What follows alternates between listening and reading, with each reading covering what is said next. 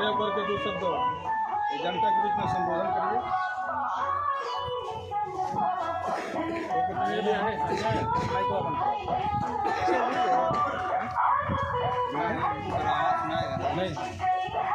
सबसे पहले जय शिवलदेव। साथियों, जिस तरह से आप लोगों के बीच में हम लोगों को आना हुआ, हमारा आने का एक ही मकसद है कि जिस तरह से माननीय ओम प्रकाश राजभर जी को हमारा समाज जौराबाद से विधायक बना करके जब सदन में उनको भेजा गया तो सर्व समाज की आवाज़ उन्होंने लखनऊ में उठाने का काम किया। उसी तरह से उनके बड़े लड़के हैं डॉक्टर अरविंद राजभर।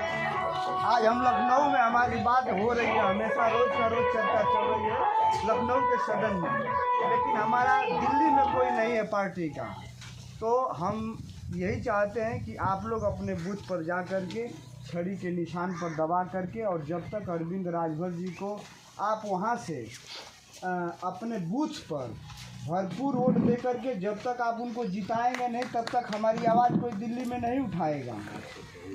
जैसे मान लीजिए लोग आरक्षण की बात करते हैं, तो ये राज्य सरकार की जिम्मेदारी नहीं है, सेंट्रल गवर्नमेंट की जिम्मेदारी। वहाँ पार्लियामेंट में बहस होगा, कौन सी श्रेणी में आएगा वहाँ पे बहस होगा। तो जब हमारा आदमी जीत करके जाएगा तब ना आपकी बात को रखेगा। तो हम यही आपसे कहेंगे कि मजबूती के साथ में हमारे जैसे बहुत दल के लोग आएंगे, बहकावा देंगे कि राजभर ये ऐसे हैं वैसे हैं, लेकिन देखिए आज हमारा विकास हो रहा है और विकास का कारण है राजभर जी। आज हमें बम्बई, दिल्ली, कलकत्ता में कोई जानता नहीं था। अगर कह देते थे कि राजभर कौन है तो कहते थे कि ये कहाँ से आते हैं, लेकिन आज ये परिस्थिति 10 सालों के अंदर आ गई। राजनीति के माध्यम से नेताजी राजनीति से जुड़े और आज भारत के सबसे बड़ी लोकतंत्र बीजेपी के साथ में गठबंधन किए और आज इतनी बड़ी मजबूती से अपने समाज की पैरवी कर रहे हैं, अपने समाज में जागरूकता ला रहे हैं। उन्हीं के बल पर मेरे साथियों आज उनके लड़के को टिकट मिला है घोसी से, और ये आप लोगों का क्षेत्र आता है। ये बहुत बढ़िया गिनती होती है राजभरों के बेल्ट में, अगर गिनती होती है तो रसना की होती है, उसके बाद जौहराबाद होती है।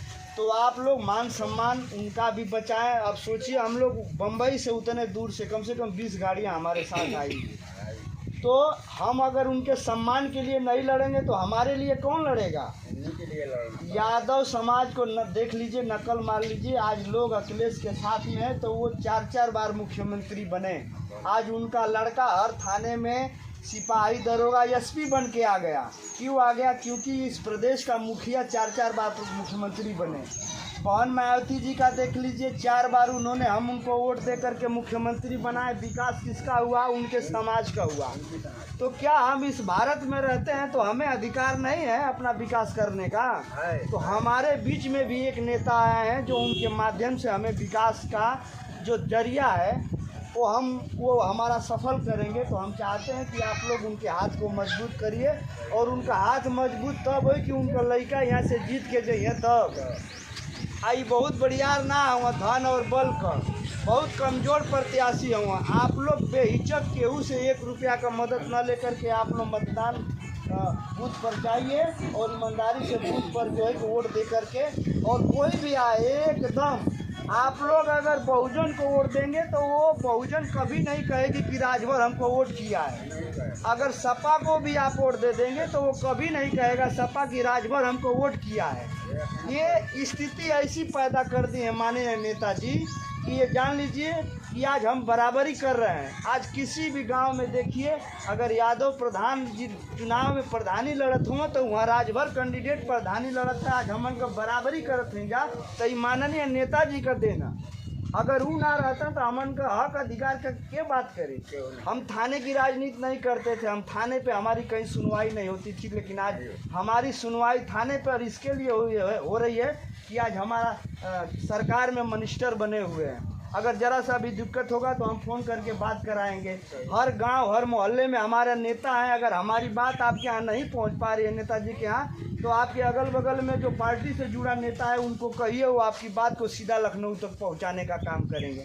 हमारे रिश्तेदार थे, देखिए कैंसर पीड़ित थे, और उनको पैसे की ज़रूरत थी, पैसा कहीं से नहीं मिल पा रहा था। उन्होंने कागज़ वगैरह बना के तैयार किया, हमने माननीय अध्यक्ष जी से अवगत कराया और 3 दिन के अंदर 1 लाख रुपया माननीय नेताजी ने अवगत करा दिया।